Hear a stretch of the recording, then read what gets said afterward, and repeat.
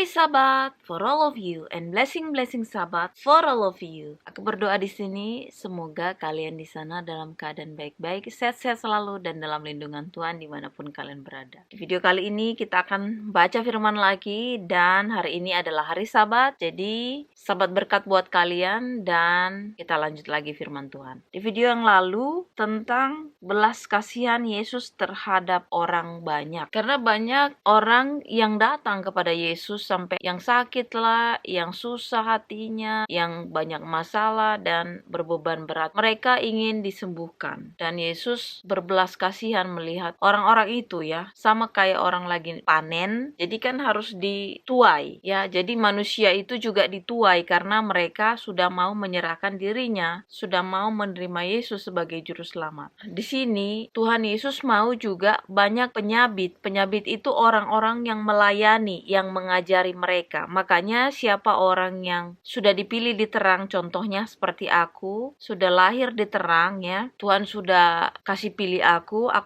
lahir di keluarga terang, terus aku dulu dari kecil udah dibawa ke gereja, udah diajari, yang seperti aku bilang, waktu kecil udah dikasih tahu cerita Alkitab, seperti ini, histori. Meskipun pada saat itu esensi atau maksud daripada firman itu sendiri atau pengajaran Tuhan itu sendiri aku belum sempurna waktu itu, nggak ngerti yang ini maksud Tuhan apa segala macam. Tetapi di situ aku udah ke gereja, ya kadang-kadang kita disuruh juga hafal, apalagi kalau lagi ada kayak PA kita diajarin. Cuman waktu itu kan kita nggak yang sampai sedewasa ini, artinya waktu itu masih bayi rohani, jadi masih dimemek. Kalau meme itu bahasa Batak, artinya dikasih makanan setelah dikunyah dari ibunya atau orang yang memberi makanan kepada anaknya. Jadi kayak masih anak kecil, terus orang tuanya makan nasinya udah lembut, baru dikeluarin, baru dikasih ke mulut anak kecil itu. Atau seperti kayak bubur disuapin sama orang tua. Nah itulah bayi rohani. Nah pada saat itu aku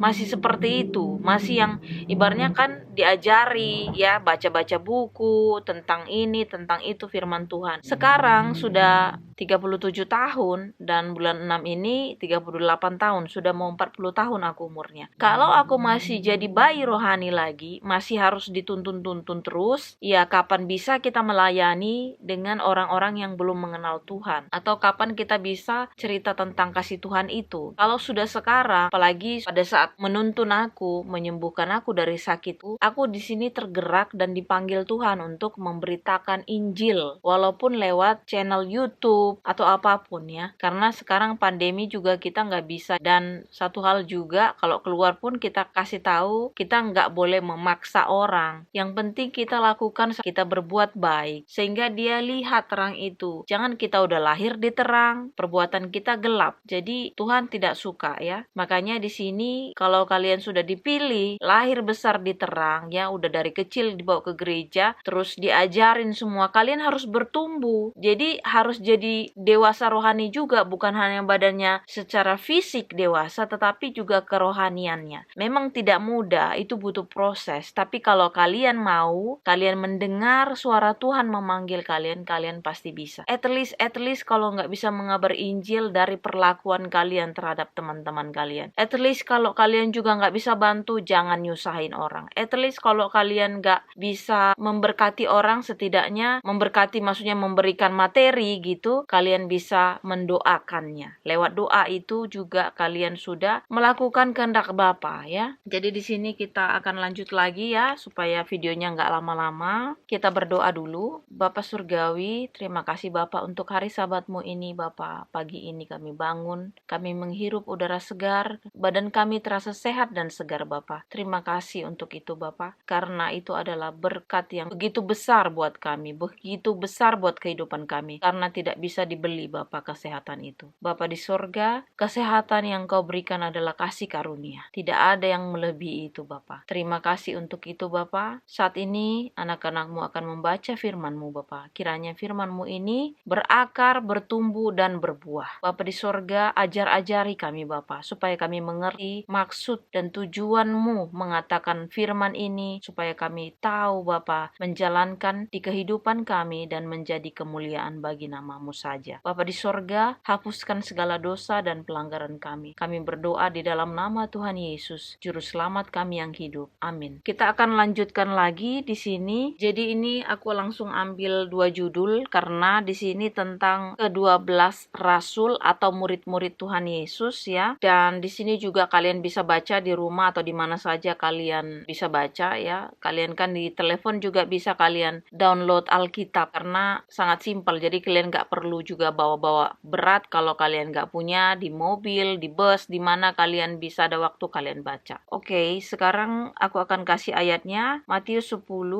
ayat 1 sampai 4. Jadi ini tentang Yesus memanggil ke-12 rasul atau nama-nama rasul atau nama murid Tuhan Yesus siapa aja. Dan ayat yang satunya lagi itu juga Markus 3 ayat 13 sampai 19 dan di Lukas 6 ayat 12 sampai 16. Jadi di situ tentang nama-nama ke-12 rasul atau murid-murid Tuhan Yesus yang Tuhan Yesus sudah pilih ya. Jadi aku baca di Matius 10 ayat 1 sampai 4. Yesus memanggil ke-12 rasul. Yesus memanggil ke-12 muridnya dan memberi kuasa kepada mereka untuk mengusir roh-roh jahat dan untuk melenyapkan segala penyakit dan segala kelemahan. Inilah nama ke-12 rasul itu. Pertama, Simon yang disebut Petrus dan Andreas saudaranya, dan Yakobus anak Zebedeus dan Yohanes saudaranya, Filipus dan Bartolomeus, Thomas dan Matius pemungut cukai, Yakobus anak Alfeus dan Tadeus, Simon orang Zelot dan Yudas Iskariot yang mengkhianati dia. Jadi di sini udah dijelaskan ya, yang tadi ayat yang aku udah sebutkan juga itu juga isinya sama, tapi ada yang nama-namanya mungkin mereka itu kayak selalu kalau misalnya sudah dipanggil Tuhan dari nama awalnya dia bisa berubah jadi nama yang lain dikasih Tuhan. Contohnya seperti tadi aku lihat ada yang si Yakobus sama Yohanes itu kan saudara. Terus Tuhan buat namanya jadi Boanerges. Artinya anak-anak guru. Jadi kalian bisa baca di situ tapi intinya isinya adalah tentang nama-nama ke-12 rasul atau murid Tuhan Yesus. Kemudian aku lanjut lagi di sini tentang Yesus mengutus ke-12 rasul. Jadi setelah Tuhan Yesus memilih ke-12 rasul atau muridnya, Tuhan Yesus mengutus mereka. Dan ayatnya di Matius 10 ayat 5 sampai 15 dan di Markus 6 ayat 6b sampai 13, kemudian di Lukas 9 ayat 1 sampai 6. Jadi kalian bisa baca nanti ya. Itu isinya hampir sama, tapi ada yang beberapa dilengkapi, ada yang panjang dan di situ kalian bisa dapatkan informasinya. Jadi aku baca di Matius 10 ayat 5 sampai 15. Yesus mengutus ke-12 rasul. Ke-12 rasul itu diutus oleh Yesus dan ia berpesan kepada mereka, "Janganlah kamu menyimpang ke jalan bangsa lain atau masuk ke dalam kota orang Samaria, melainkan pergilah kepada domba-domba yang hilang dari umat Israel. Pergilah dan beritakanlah kerajaan sorga sudah dekat. Sembuhkanlah orang sakit, bangkitkanlah orang mati, tahirkanlah orang kusta, usirlah setan-setan. Kamu telah memperolehnya dengan cuma-cuma, karena itu berikanlah pula dengan cuma-cuma. Janganlah kamu membawa emas atau perak atau tembaga dalam ikat pinggangmu. Janganlah kamu membawa bekal dalam perjalanan. Janganlah kamu membawa baju 2 helai, kasut atau tongkat, sebab seorang pekerja patut mendapat upahnya. Apabila kamu masuk kota atau desa, carilah di situ seorang yang layak dan tinggallah padanya sampai kamu berangkat. Apabila kamu masuk rumah orang, berilah salam kepada mereka. Jika mereka layak menerimanya, salammu itu turun ke atasnya. Jika tidak, salammu itu kembali kepadamu. Dan apabila seorang tidak menerima kamu dan tidak mendengar perkataanmu, keluarlah dan tinggalkanlah rumah atau kota itu dan kebaskanlah debunya dari kakimu. Aku berkata kepadamu, sesungguhnya pada hari penghakiman tanah Sodom dan Gomora akan lebih ringan tanggungannya daripada kota itu. Jadi di sini udah jelas ya, Tuhan memberikan kuasa kepada ke-12 muridnya atau 12 rasul ini untuk dapat menyembuhkan orang sakit, membangkitkan orang mati, dan kemudian mereka mengabarkan Injil bahwasanya kerajaan surga sudah dekat, supaya mereka bertobat. Dan satu hal, katanya jangan kamu bawa baju, cukup di badan saja, jangan bawa tongkat, jangan bawa emas, perak, atau uang, katanya karena siapa yang bekerja itu akan mendapat upah. Artinya kalau kita bekerja, kita dapat upah. Jadi mereka nggak perlu khawatir dengan namanya yang lapar, karena Tuhan akan menyediakan. Apapun itu caranya bagaimana Tuhan menyediakan. Bahkan burung-burung dia pakai untuk mengirimkan roti makanannya kepada siapa saja yang diinginkan oleh Tuhan. Jadi bukan hanya dari manusia kita bisa harapkan. Siapa saja bisa memberikan makanan buat kita. Kalau sudah Tuhan bekerja, tidak ada yang bisa menutup, melarang. Kalau sudah Tuhan membuka pintu, tidak ada yang bisa menutup. Kalau sudah Tuhan yang sudah mengangkat, tidak ada yang bisa menjatuhkan. Kemudian di sini katanya, kalau pada suatu tempat kalian misalnya sudah mengabar Injil, tapi mereka tidak mendengarkan, bahkan menolak kalian, ya dari tempat itu, katanya kebaskanlah debu dari kakimu. Itu adalah suatu peringatan, kata Tuhan. Pada saat penghakiman nanti, ya ingat di situ katanya, pada saat penghakiman, katanya penghakiman itu artinya kiamat, ya kedatangan Tuhan Yesus yang kedua kali ke bumi ini, ya untuk menjemput umat-umatnya. Nah disitulah katanya Sodom dan Gomora itu adalah tanah yang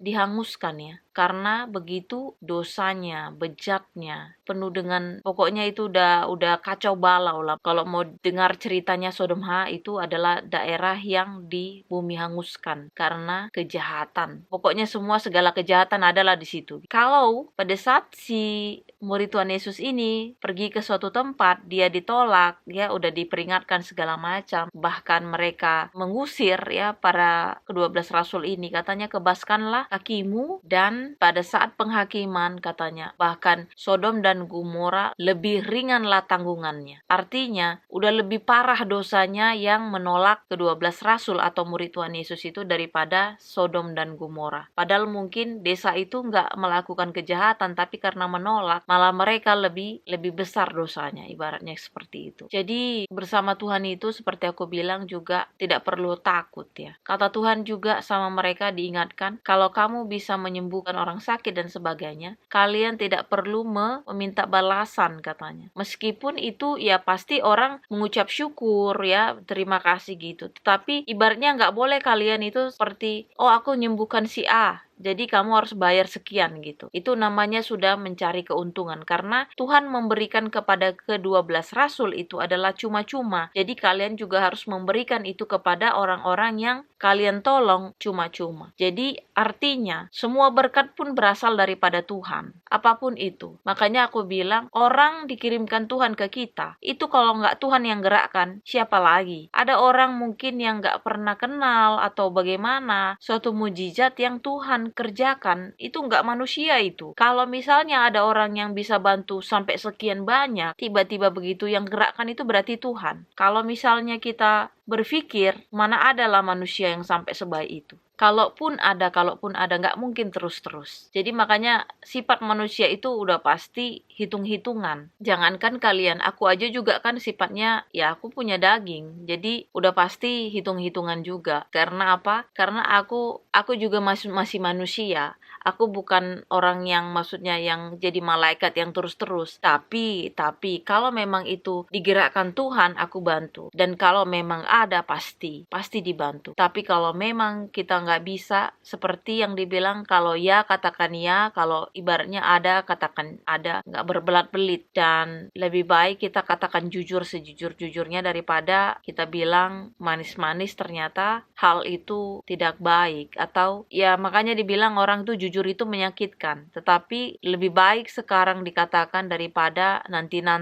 rupanya itu menyakitkan. Aku nggak mau seperti itu, dan aku belajar juga untuk itu sekarang. Aku nggak mau menunda. Kalau memang iya benar, ya udah kita bilang. Dalam artian kalau itu memang baik nantinya, lebih baik dikatakan. Tetapi kalau misalnya hal itu buruk, lebih baik kita pelan-pelan memberitakannya. Artinya itu adalah kejujuran, tetapi jangan langsung. Kadang-kadang gini juga, sesuatu kebenaran itu dikatakan kalau tidak tepat, itu bisa jadi bumerang. Makanya kita harus punya hikmat. Kita doa, bagaimana ini Tuhan? Nanti Tuhan yang akan mengajari. Karena terus terang, aku sendiri aja aku selalu bilang, Tuhan ajarin ini, soalnya ini susah. Tuhan ajari, aku bilang aku nggak ngerti yang ini. Tuhan ajarin yang ini, tolong dong ajari yang ini ya Tuhan, aku nggak ngerti, sama sekali nggak ngerti.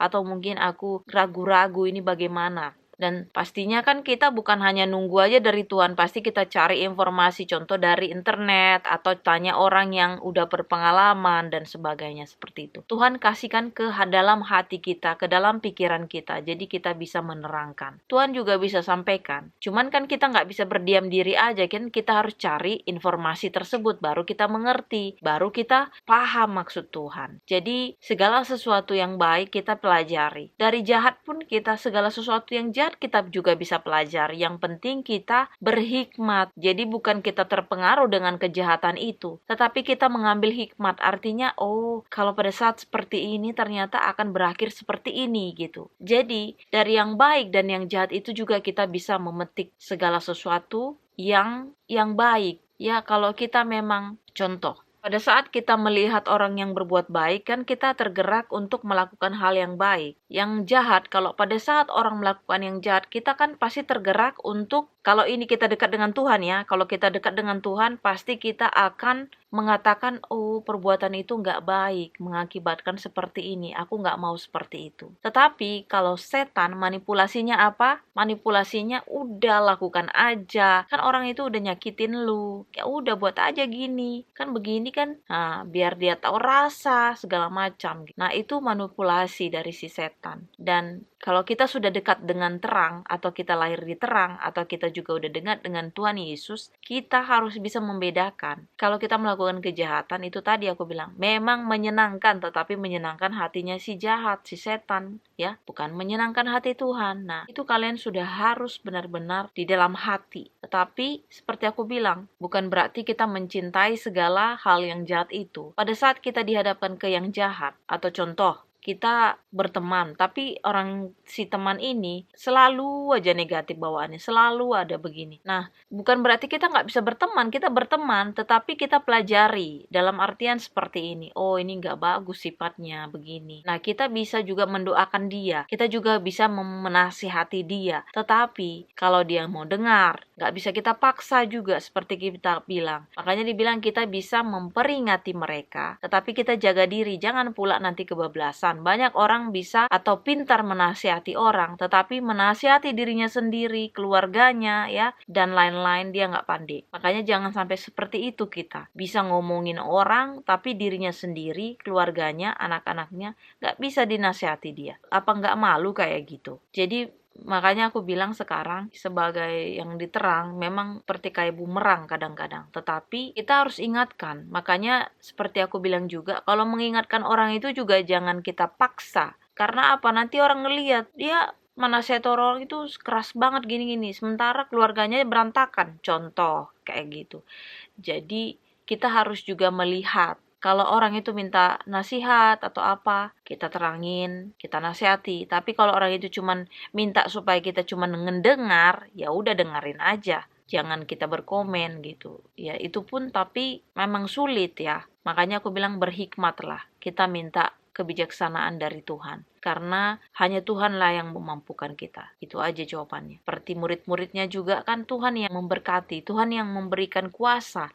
Kalau nggak siapa lagi? Si iblis. Si iblis cuma memberikan apa? Kesakitan, penyakit, kecemasan. Nggak ada dia bisa memberikan yang seperti Tuhan Yesus. Nggak ada dia bisa memberikan beban ringan. Malah semakin berat, yang tadinya masalah kecil jadi besar dia buat. Itu perbedaannya. Jadi kalau kita mau menjadi murid Tuhan Yesus, katanya kita juga dimampukan Tuhan. Karena apa? Firman Tuhan juga atau perintah Tuhan, perintah yang mulia adalah beritakanlah Injil dan baptislah atas nama Bapa dan Putra dan Roh Kudus ya. Dan dibaptis selam. Dan mereka menerima Yesus sebagai juru selamat pribadi mereka. dan mereka belajar sama seperti kita, belajar firman Tuhan, menghidupi firman Tuhan. Memang agak seperti klise atau kayak itu aja sih diinin, tapi seperti aku bilang lagi, kalau kita mau bertumbuh, kita ikuti prosesnya. Bukan kita langsung instan, kita dibaptis terus kita udah jadi selamat, nggak menghidupi. Kita harus menghidupi firman. Jangan kita sampai seperti orang yang memanggil Tuhan, Tuhan, Tuhan, tapi kita nggak jadi anaknya Tuhan. Pada akhir penghakiman kita dibilang, aku tidak mengenal engkau, hanyalah engkau yang pembuat segala kejahatan. Jangan sampai seperti itu. Jadi kalau sekali kita mengenal Tuhan Yesus, sekali kita udah percaya sama Dia, kita harus tetap maintain atau kita jaga. Kita harus rawat hati kita supaya kita tetap dipenuhi Roh Kudus, dipenuhi firman Tuhan. Kalau enggak, kita nanti pada akhirnya jadi yang terdahulu menjadi yang terakhir, jadi yang terakhir menjadi terdahulu. Nah, itu sedih sekali kalau mau mendengarkannya. Udah lama dia jadi Kristen, udah lama dia lahir dari Kristen, tetapi pada akhirnya dia malah keluar. Ya, ada orang yang baru kenal, malah dia yang jadinya selamat. Sangat menyedihkan, tetapi seperti kita bilang, saling mengingatkan, bukan menghakimi, dan saling mendoakan, bukan mengutuki. Inilah doa dan harapan kita. Kita berdoa. Bapa Surgawi, terima kasih Bapa buat firman-Mu pada hari ini, di mana Engkau mengutus 12 rasul-Mu Bapa, 12 murid-Mu untuk memberitakan Injil. Pada akhirnya sampailah kepada kami yang sekarang. Bapa di sorga, ini adalah kasih karunia di mana Engkau memilih kami untuk lahir di dalam Kristen, di dalam mengenal akan Engkau. Bapa, itu semua adalah hadiah yang terindah. Tapi kalau kami tidak mengikuti, kami tidak menjalani, kami tidak membaca firman-Mu dengan baik, melakukannya, percuma semuanya Bapa. Oleh karena itu Bapa, izinkan kami selalu juga dekat-dekat dengan-Mu Bapa. Dan izinkan kami selalu Bapa layak, supaya kami tidak jauh, supaya kami tidak hanya berbicara tentang firman-Mu, tetapi juga kami melakukan. Karena alangkah sedihnya Bapa pada saat kami mengatakan, Tuhan Yesus, Tuhan, Tuhan, Tuhan, tetapi kami tidak melakukannya. Bapa di sorga, kasih karunia-Mu yang indah ini untuk memilih kami menjadi anak-anak terang. Biarlah juga kami, perbuatan kami juga terang. Bukan hanya mengucapkan terang, tetapi perbuatan kami gelap. Bapa di sorga, hapuskan segala dosa dan pelanggaran kami. Sempurnakan doa kami di sini Bapa. Kami berdoa di dalam nama Tuhan Yesus, Juru Selamat kami yang indah. Amin. Terima kasih telah menonton firman Tuhan. Sampai jumpa di video selanjutnya atau firman Tuhan selanjutnya. Tuhan memberkati hari Sabat. Amin.